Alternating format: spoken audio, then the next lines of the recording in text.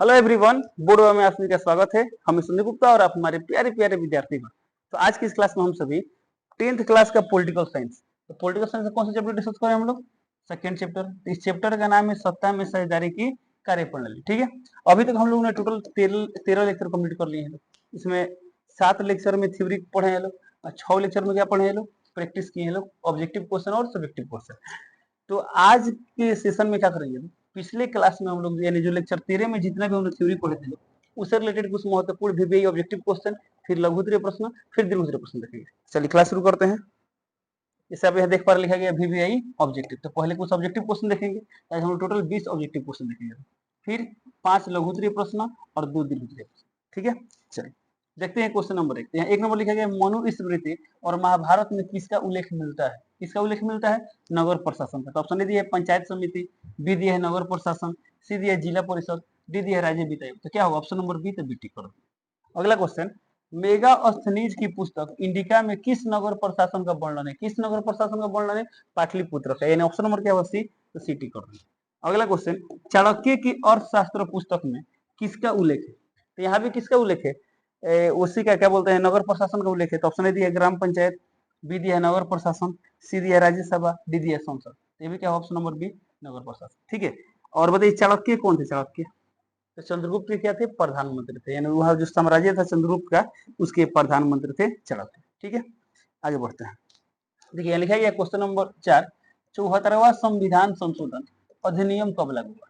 तो याद कीजिए हम लोग पंचायती राज व्यवस्था जो पढ़े थे लोग, उसमें संशोधन कब हुआ था? 73वां, यानी 73वां संशोधन से।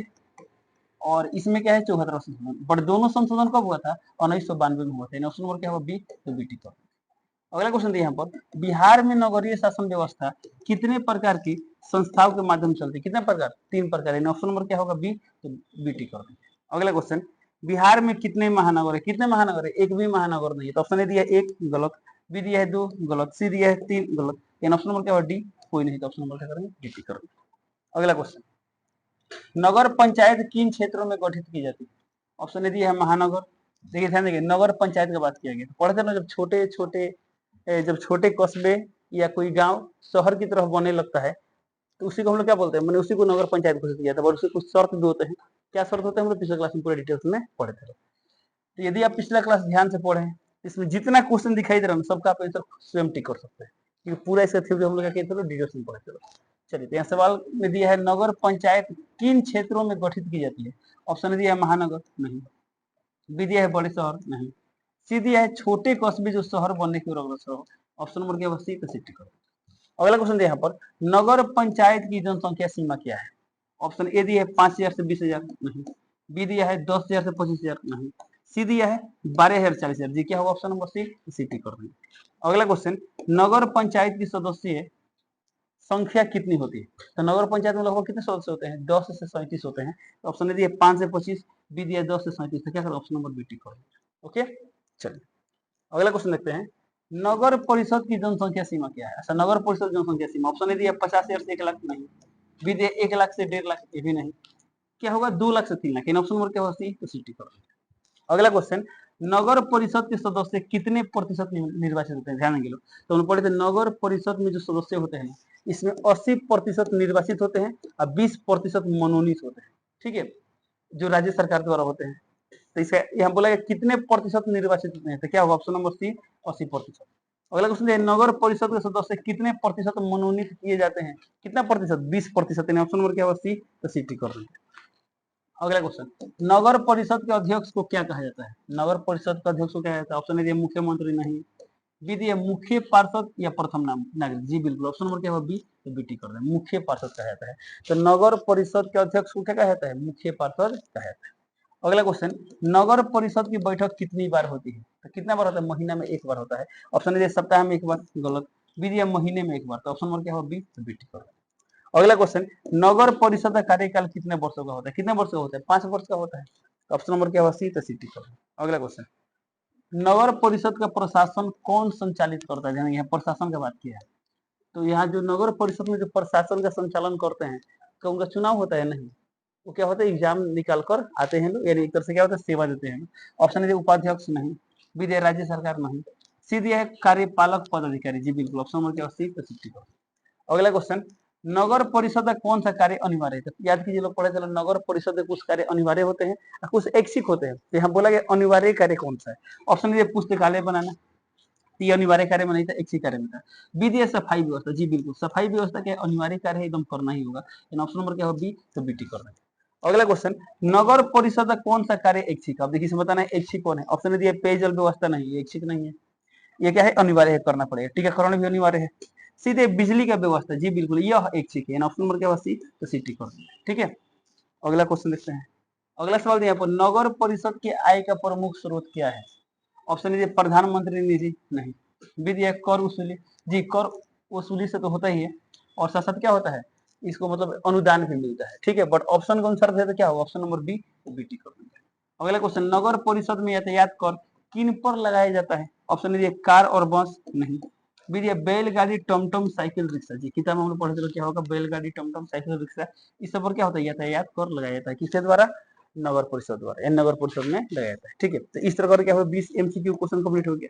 यदि आप पिछला क्लास ध्यान से पढ़े होंगे, इसमें जितना भी क्वेश्चन है, इसमें कोई भी क्वेश्चन आपके लिए नया नहीं था, आप सबका आंसर खुद से बता दिए होंगे। ठीक है, चलिए अब आगे बढ़ते हैं।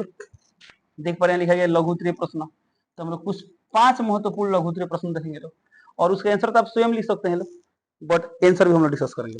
जैसा कि आप देख पा रहे हैं लिखा गया 5 क्वेश्चन, इसको आप ध्यान से देखिए, समझिए और खुद से ट्राई कीजिए, और बन गया तो अच्छी बात है, नहीं बनता है तो आप नोट्स देखकर लिख सकते हैं। यदि उसके बाद भी आप नहीं लिख पाते हैं तो पाइए, देखिए ध्यान से और लिखिए और इसको याद कीजिए। यहाँ लिखा गया पहला क्वेश्चन, बिहार में नगरीय शासन व्यवस्था के प्रकार लिखे। तो हम पढ़े 3 प्रकार होता है, बट इसको और बेहतर तरीके से लिखे। लिखा है बिहार में महानगर नहीं है, इसलिए यहाँ नगरीय शासन व्यवस्था 3 प्रकार की संस्थाओं के माध्यम से चलती है। वो 3 प्रकार कौन कौन है? तो 1 नंबर है नगर पंचायत, 2 नंबर है नगर परिषद, और 3 नंबर क्या है, नगर निगम। ओके, अगला क्वेश्चन यहाँ पर, नगर पंचायत की स्थापना किन परिस्थितियों में की जाती है? नगर पंचायत का बात बोला है, ध्यान देंगे। तो हम लोग पढ़े थे ना, कोई गांव या कस्बा में जब जनसंख्या बढ़ने लगता है, और उसमें कुछ कंडीशंस भी थे कि 3/4 लोग कृषि कार्यों में नहीं होने चाहिए, अलग होना चाहिए, तो और भी जितने भी कंडीशन है सब आपको सामने क्या करना होगा, मेंशन करना होगा। ठीक है, तो लिखिए किन परिस्थितियों में की जाती है। चलिए ध्यान देंगे, यहाँ आंसर लिखिएगा, नगर पंचायत का गठन उन गांवों या कस्बों में होता है जो धीरे धीरे शहरी स्वरूप लेने लगते हैं, यानी धीरे धीरे शहर बनने की ओर अग्रसर हो, उनमें होता है। अब यहाँ लिखा गया जहां जनसंख्या क्या होनी चाहिए, 12,000 से 40,000, 12,000 से 40,000 के बीच हो, और 3/4 यानी 3/4 यानी कितना प्रतिशत, 75% वयस्क जनसंख्या कृषि के अतिरिक्त अन्य कार्यों में संलग्न, यानी कृषि में संलग्न ही हो, अन्य कार्य से कोई कारोबार में हो, कोई बिजनेस में हो, लेकिन कृषि में नहीं हो। ठीक है, वहां नगर पंचायत स्थापित की जाती है। इसका हम लोग बहुत बढ़िया से पढ़े थे। ठीक है, आपको याद भी होगा, बट फिर भी एक बार देख लेंगे, ध्यान देंगे। अगला सवाल यहाँ पर दिया गया, नगर परिषद की जनसंख्या सीमा और आवश्यक शर्तें लिखिए।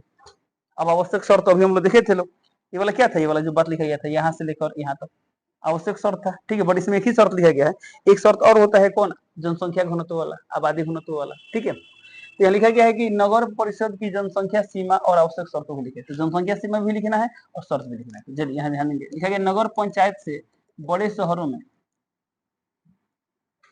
अच्छा नगर परिषद की बात की है। ठीक है, तो नगर परिषद क्या होता है, नगर पंचायत से बड़ा होता है, तो लिखा गया नगर पंचायत से बड़े शहरों में नगर परिषद का गठन होता है। ठीक है, इसकी जनसंख्या सीमा 2 लाख से कितनी होती है, 3 लाख के बीच होती है, 2 लाख से 3 लाख के बीच होती है। अब ये पॉइंट में लिखा गया नगर परिषद की आवश्यक शर्तें निम्नलिखित है। तो कितना शर्त यहाँ मेंशन किया गया, 2 शर्त। पहला शर्त क्या है, 3/4 जनसंख्या कृषि के अतिरिक्त अन्य कार्यों में संलग्न हो, तथा जनसंख्या घनत्व कितना हो, 400 व्यक्ति प्रति वर्ग किलोमीटर हो। ये बात आप पिछला क्वेश्चन में भी लिख सकते हैं। ठीक है, अगला सवाल यहाँ पर, नगर परिषद के अनिवार्य कार्य कौन कौन से हैं? तो अनिवार्य कार्य हम लोग पढ़े थे, ऐच्छिक कार्य भी पढ़े थे, आप स्वयं से भी लिख सकते हैं, बट एक बार देख लीजिए। नगर परिषद के अनिवार्य कार्यों में सफाई, पेयजल व्यवस्था, सड़कों और गलियों में रोशनी, सड़क निर्माण एवं मरम्मत, नालियों की सफाई, प्राथमिक शिक्षा, अस्पताल खोलना, टीकाकरण, अग्निशमन, शमशान घाट प्रबंधन तथा जन्म मृत्यु पंजीकरण शामिल है, यानी जन्म प्रमाण पत्र और मृत्यु प्रमाण पत्र ये सभी बनाने के इसमें शामिल है। ठीक है, चलिए अगला क्वेश्चन देखते हैं, नगर परिषद के आय के प्रमुख स्रोत बताइए। तो आय का प्रमुख स्रोत क्या था, तो 4 स्रोत पढ़े थे, तो लिखा है नगर परिषद के आय के प्रमुख स्रोत निम्नलिखित है। 1 नंबर लिखा है कर वसूली, 2 नंबर लिखा है सीमा कर, जिसे हम लोग चुंगी बोलते हैं, जब कोई अन्य जगह से लोग अपने नगर परिषद में आएंगे कोई व्यवसाय या कोई कारोबार करेंगे, कोई सामान बेचेंगे, तो उनपे जो टैक्स लगाते हैं उसमें क्या बोलते हैं, चूंकि बोलते हैं, ठीक है। यातायात कर अनुदान, ध्यान से एक बार पढ़ेंगे समझ में आ जाएगा, सेम टू सेम हम लोग पिछले क्लास में ये पढ़ते रहो। आगे बढ़ते हैं। अब आगे दीर्घ उत्तरीय प्रश्न, क्या किया, दीर्घ उत्तरीय प्रश्न, ध्यान देंगे। चलिए यहाँ मात्र 2 क्वेश्चन, कितना क्वेश्चन है, 2 क्वेश्चन, दोनों आप ध्यान से देखिए, समझिए, खुद से ट्राई कीजिए, उसके बाद से यहाँ पढ़िए। देखिए यहाँ क्या लिखा गया, क्वेश्चन नंबर 1 लिखा गया, बिहार में नगरीय शासन व्यवस्था की ऐतिहासिक पृष्ठभूमि और संवैधानिक मान्यता पर प्रकाश डालिए, ठीक है। यहाँ लिखा गया, भारत में नगरीय शासन व्यवस्था का उल्लेख प्राचीन ग्रंथों और यात्रियों के विवरण में मिलता है, सही बात है। तो यहाँ देखिए, एक तो बोला गया है प्राचीन ग्रंथ, जैसे में क्या क्या था, महाभारत और मनुस्मृति की बात किया गया था। यात्रियों के वितरण, यात्री जैसे कि मेगास्थनीज जो आए थे उनका बात किया जा रहा है, ठीक है। यहाँ देखिए, यहाँ पॉइंट वाइज लिखा गया, पहले मनुस्मृति और महाभारत में नगर प्रशासन का उल्लेख मिलता है। दूसरा पॉइंट, यूनानी यात्री मेगास्थनीज ने अपनी पुस्तक इंडिका में पाटलिपुत्र नगर प्रशासन का वर्णन किया था। फिर चाणक्य की पुस्तक क्या थी, अर्थशास्त्र में भी क्या था, नगर प्रशासन का वर्णन था। अब यह पैराग्राफ चेंज करके इसका बात लिखेगा, कौन सा, संवैधानिक वाला बात है। ये संवैधानिक मान्यता मैंने कब मिला, कैसे मिला, यानी कि संविधान में नगरीय शासन व्यवस्था को 74वां संविधान संशोधन अधिनियम कब 1992 द्वारा, यानी 74वां संविधान संशोधन कब हुआ था, 1992 में हुआ था। संवैधानिक दर्जा दिया गया, संविधान की 12वीं अनुसूची में नगर पालिकाओं के कार्य क्षेत्र निर्धारित किए गए। अब इससे क्या फायदा हुआ, तो इससे नगर प्रशासन अधिक लोकतांत्रिक, पारदर्शी और जवाबदेह बन सकता है, ठीक है। तो सिंपल है, आप इस उद्देश्य पर समझ सकते हैं, याद कर सकते हैं। अगला क्वेश्चन देखते हैं, लास्ट क्वेश्चन है, ध्यान देंगे। सवाल यहाँ पर, नगर परिषद की संरचना और उसके प्रमुख कार्यों का वर्णन करें, खुद से भी लिख सकते हैं। चलिए, नगर परिषद का गठन उन शहरों में किया जाता है जिनकी जनसंख्या कितनी होती है, 2 लाख से 3 लाख तक हो। इसकी संरचना में नगर परिषद 10 से 40 सदस्य, जिनमें 80% क्या होते हैं, निर्वाचित होते हैं, 20% क्या होते हैं, मनोनीत होते हैं, वो यहाँ लिखा गया है। समितियां, तो समितियों में से कौन शिक्षा समितियां जो थी ना, जैसे शिक्षा समिति, स्वास्थ्य समिति, वित्त समिति, बहुत सारे हो सकती है। फिर यहाँ लिखा गया, अध्यक्ष एवं उपाध्यक्ष तथा कार्यपालक पदाधिकारी शामिल होते हैं। ये हो गया किसकी बात, संरचना की बात। अब प्रमुख कार्य की बात बोला गया है, तो लिखा है नगर परिषद के अनिवार्य कार्यों में, ये सब यहाँ से यहाँ तक लिखा है, कौन सा कार्य है, अनिवार्य कार्य। अब ध्यान से देखें, अब वो समझ में आएगा, ठीक है। फिर लिखा गया ऐच्छिक कार्यों में, ऐच्छिक कार्य अनिवार्य कार्य दोनों यहाँ पर लिखा गया है, जो हम पूरा डिटेल्स में पढ़े थे। चलिए, तो उम्मीद करते हैं कि आपको पूरा समझ में आया होगा, ठीक है। इसे पूरा बढ़िया से पढ़िए, क्योंकि बहुत जल्द आप लोगों का क्या है, छमाही परीक्षा होने वाला है, और छमाही परीक्षा के सिलेबस में चीज शामिल है, इसलिए आपके लिए बहुत इंपॉर्टेंट होगा। चलिए, इसी के साथ इस वीडियो को कंप्लीट करते हैं, मिलते हैं अगले क्लास में।